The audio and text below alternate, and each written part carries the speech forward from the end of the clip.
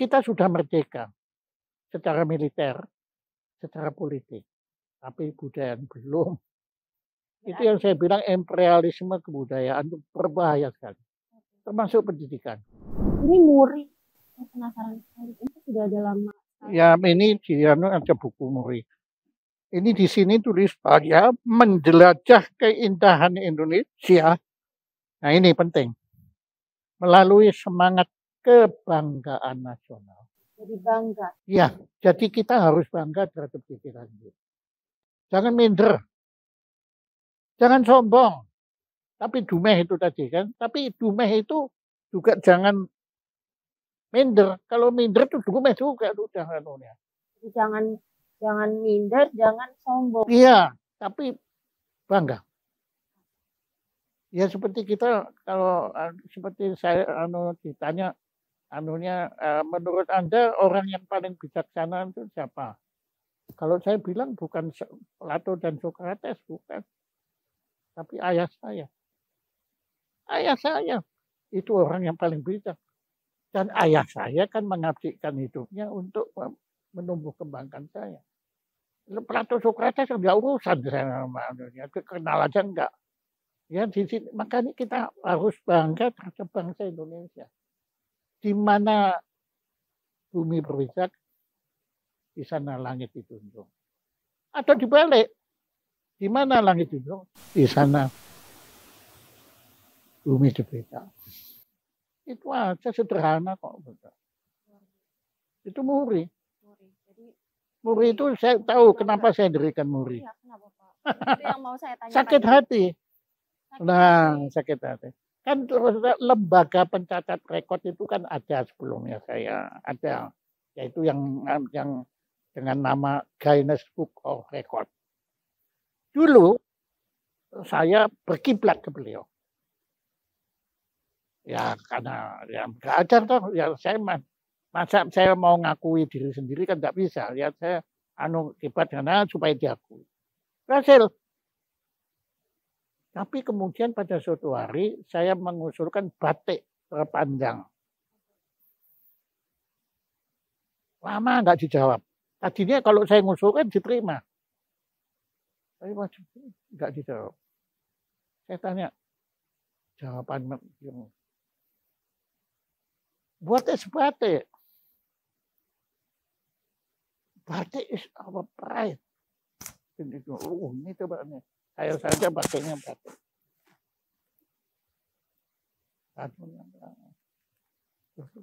But we are not interested. Nah, saya baru tahu. Salah saya sendiri. Kenapa kok saya memaksa orang lain, bangsa lain menghargai kebudayaan bangsa saya sendiri? Jadi yang goblok saya. Lah, maka setelah itu karena saya sakit hati, bikin sendiri. Nah, pabrik Guinness kan pabrik bir. Nah, saya kan punya jamu jago, pabrik jamu. Ya sudah, makanya itu dulu yang sponsor utama dari Muri itu jamu jago. Untuk bisa menampung semua. Iya, makanya lambangnya kan ini kan jago. Iya toh, ini kan lambangnya kan jago. Biasa ini adalah salah satu buku Muri. Iya, itu yang nyusun Ibu Ailawati Sarwono. Nah ini sekali lagi, yang mengembangkan bukan saya, itu yang mengembangkan Ibu Ailawati Sarwono dan teman-teman. Ada Pak Ngadri, Pak Awan, dan lain-lain. Semua rekod itu punya sukma yang layak dikagumi. Akan saya bilang semua rekod, akhirnya kan saya menjadi ahli rekod ya. Saya di setiap rekod ininya. Ini aja, kita acak aja. Ini apa? Pegelaran busana pertama di Wana Wisata. The first fashion in Wana Wisata. Ini mereka ini semua memperagakan busana di hutan. Oke. Kan biasanya kan di catwalk di dalam gedung. Ini di hutan mereka. Nah, untuk menyelenggarakan ini Anda bayangkan, ini kan harus perjuangan. Di balik setiap rekod ada perjuangan. manusia yang menciptakan yang terbaik. Ini bikin kuda seperti ini. Itu ya kalau Anda resapi, itu setiap rekod punya makna tersendiri. Seperti tadi, nggak bisa dibilang mana yang lebih, nggak bisa. Semua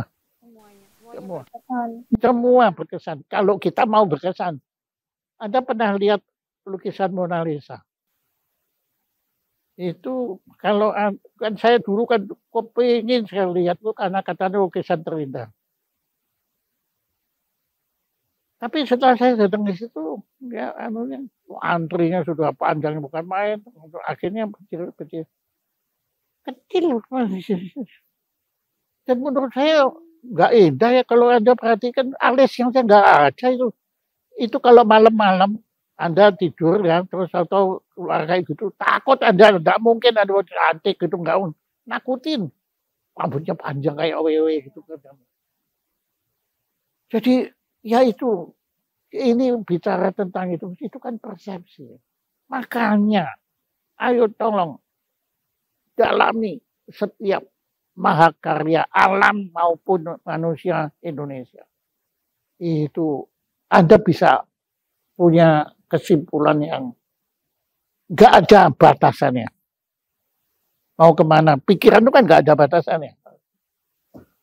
Apalagi baik, ini tentang kelirumologi yang sering dibahas. Kelirumologi itu sebenarnya apa sih? Ya pertama harus dikoreksi dulu. Adalah keliru kalau menganggap kelirumologi itu ilmu untuk membuat kekeliruan. Orang bikin kekeliruan nggak usah pakai ilmu, semua bisa. Kelirumologi adalah ilmu atau paham atau mazhab yang mempelajari kekeliruan. Nah, buat apa mempelajari kekeliruan? Untuk mencari kebenaran. Dulu saya sombong. Nah, kan saya juga pernah sombong. Definisi saya tentang kelirumologi adalah mazhab yang mempelajari kekeliruan demi menemukan kebenaran. Ya ampun. Sombong banget saya bisa menemukan kebenaran. Belum ada filosof di dunia yang bisa menemukan kebenaran dalam arti mutlak. Semua subjektif, relatif. Nah, begini, Anda terus apa menariknya? Wow, kalau Anda mau tahu lahirnya kelirumologi. Saya kan diminta waktu itu Kompas menulis tentang kesalahkapraan berbahasa. Kemudian saya membuat panjang lebar, kalau itu akhirnya saya membuat satu kalimat. Di dalam kalimat ini terdapat 3 kekeliruan. Kemudian pertama di dalamnya saya sambung. Kan enggak boleh, kan di tempat kan ini bukan kata kerja, tapi ini kata tempat kan. Nah, itu harus dipisah tapi saya sambung. Itu kekeliruan yang pertama. Kekeliruan kedua, kekeliruan. Saya tulisnya kekeliruan. Sengaja saya salahin. Nah, kekeliruan yang ketiga di mana? Nah, ini kepala Anda pasti langsung melintir. Cari kekeliruan ya? Nah ya, ayo, padahal cuma 2. Nah, justru itu. Kekeliruan ketiganya adalah pernyataan. Nah, ini bedanya tertulis dengan pernyataan.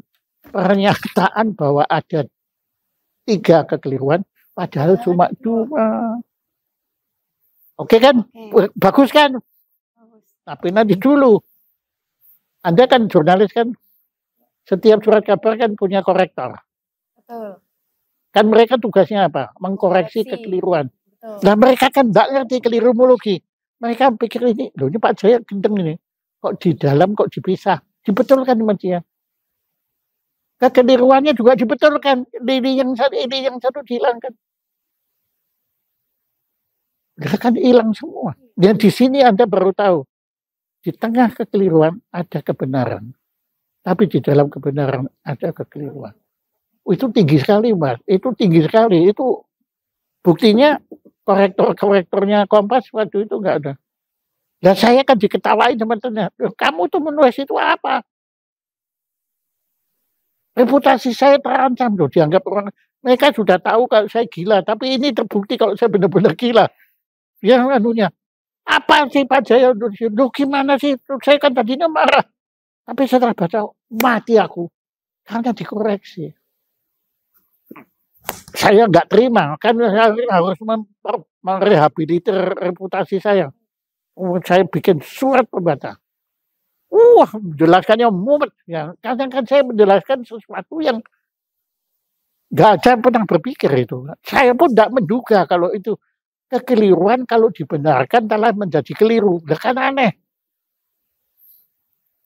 Akhirnya saya bikin surat pembaca. Saya bangga sekali karena saya berhasil. Akhirnya dimuat. Tapi di dalam itu surat pembaca saya juga tetap dikoreksi juga. Orang makin ya Jan, saya sebenarnya edan tenan. Aduh itu Pak Yakob Utama masih hidup. Saya lapor ke beliau. Pak Yakob Utama tadinya juga nggak ngerti apa masalahnya ini. Kan korektornya dia kan sudah menanyakan tugas dengan bagus.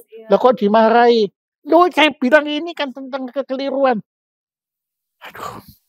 Akhirnya saya bilang, gini Pak, tolong kamu Bapak kamu lagi. Bapak itu suruh korektornya jangan sentuh surat pembaca saya. Saya bikin lagi. Akhirnya dibuat dalam utuh. Nah saya kan, tapi teman-teman saya sudah menganggap yang saya orang edan. Memang edan kan? Kalau itu saya geli sendiri kok betul ya. Nah sejak itu saya kalau gitu saya harus mengilmukan kelirumologi. Bahwa ternyata Mbak, kelirumologi ruwet. Itu filosofinya udah ke atas, ke bawah, ke kiri, ke kanan, simpang siur. Logika kita tetap pelintir sampai yang jadi gila. Tapi saya tetap menganggap kesadaran yang saya peroleh dari kelirumologi satu. Manusia tidak sempurna. Bahkan mustahil manusia sempurna. Kesempurnaan itu di tangan yang maha sempurna. Bukan manusia. Tapi, nah ini. Peradaban ini kan perlu energi. Energi peradaban yang bisa menggerakkan peradaban ini adalah semangat untuk mengoreksi kekeliruan-kekeliruan. Demi bukan menemukan tapi mendekati kesempurnaan. Dan itu adalah perjuangan infinitas. Perjuangan berkelanjutan tanpa batas akhir. Selama peradaban masih ada, manusia harus terus mengkoreksi dirinya sendiri. Karena kita nggak sempurna. Tadi sebelum acara ini kita ngomong-ngomong dengan tokoh konsultan politik kita, Bapak Denny J.A. Di situ juga kita ambil kesimpulan, bangsa ini nggak sempurna. Demokrasi kita nggak sempurna. Bukan hanya demokrasi kita itu sendiri tidak sempurna. Tapi adalah tugas kita untuk terus gigih berjuang, berkelanjutan, untuk namanya berjuang kan, mendekatkan demokrasi kita ke kesempurnaan. Terus jangan dijauhkan, kalau dijauhkan itu kebiadaban, bukan peradaban itu di situ. Nah, disitulah saya kemudian tahu betapa sebetulnya pentingnya kelirumologi. Peradaban kita itu koreksi terus. Bahkan sebetulnya ada semacam mekanisme self correction di dalam peradaban manusia. Dan itu memang adalah kenapa? Karena manusia mustahil sempurna. Tapi kemustahilan itu jangan membuat kita putus asa. Tapi membuat kita makin penasaran, makin berjuang mendekatkan. Baik, luar biasa. Jadi keliru muluk ini bisa diterapkan. Oh, gimana semua bidang. Nah, pendidikan itu adalah trial and error. Errornya bagian loh, Pak. Mencoba dan keliru. Itu ilmu pendidikan, itu science education itu. Jadi kalau cuma trial apa cuma kalau nggak ada errornya. Error ini berguna untuk kita untuk terus menyempurnakan. Semakin baik. Oke, ya tapi jelas itu pun definisi yang belum sempurna. Kalau enggak kelirimologi tidak ada gunanya lagi. Ya kelirimologi karena justru menjadi penting karena tidak sempurna. Kalau sudah sempurna selesai. Mau ngapain lagi repot-repot. Padahal, nah itu bahaya sekali. Memang kadang-kadang kesempurnaannya itu rasa kesempurnaan itu menyesatkan kita, menyebabkan kita ternina bubu sehingga kita berhenti berjuang. Nggak boleh. Makin sukses harus makin berjuang. Oke. Biasa, menarik sekali. Ini keliru muluk sangat panjang kalau misalkan kita bisa. Oh, tidak ada habisnya. Tidak ada habisnya. Tapi kalau misalkan rekan searah mau mempelajari tentang keliru muluk, bisa kemana Pak Jaya?